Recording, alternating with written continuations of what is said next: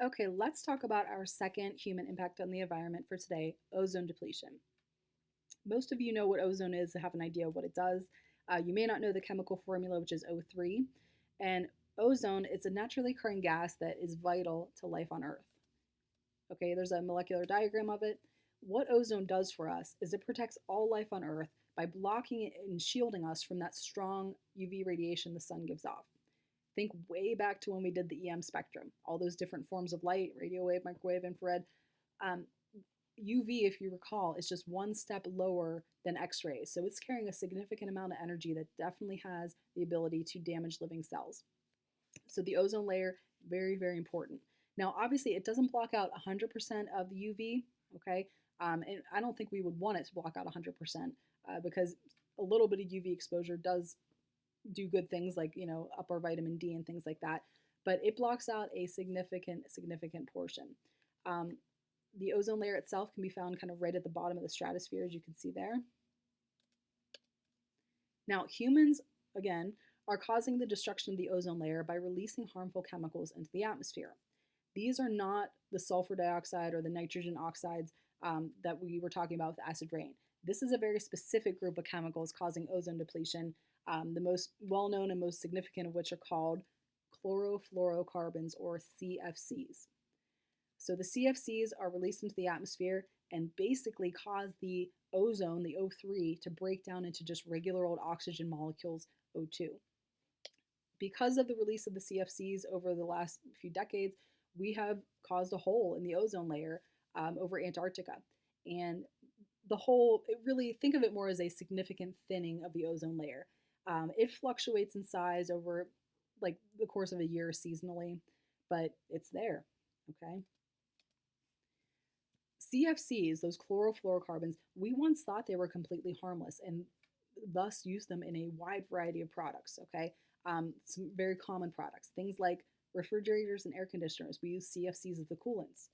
We use them as the propellant in aerosol cans, so hairspray. It used to be the joke that in the 80s, because this is when we first started getting concerned about chlorofluorocarbons and the hole in the ozone layer, that was also the time of big hair, and everybody used lots of hairspray.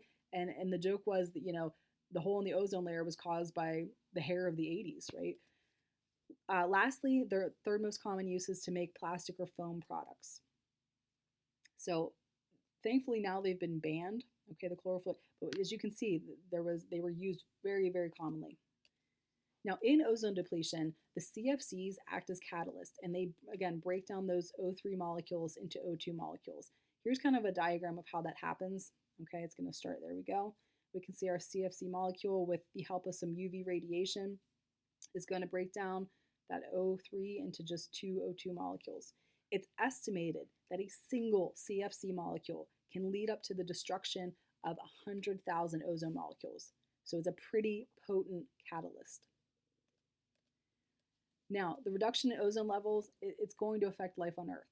There'll be many new cases of skin cancer in humans, and plants and other photosynthetic organisms can be affected, which we know they're at the base of our trophic pyramid, so they're going to modify the entire ecosystem over time if something changes with them. Okay, so how can we protect the ozone layer? When we're thinking about trying to protect the ozone layer, this is harder than just protecting the land in our country because the land's not going anywhere, right? Should each country own, per se, the atmosphere above their land?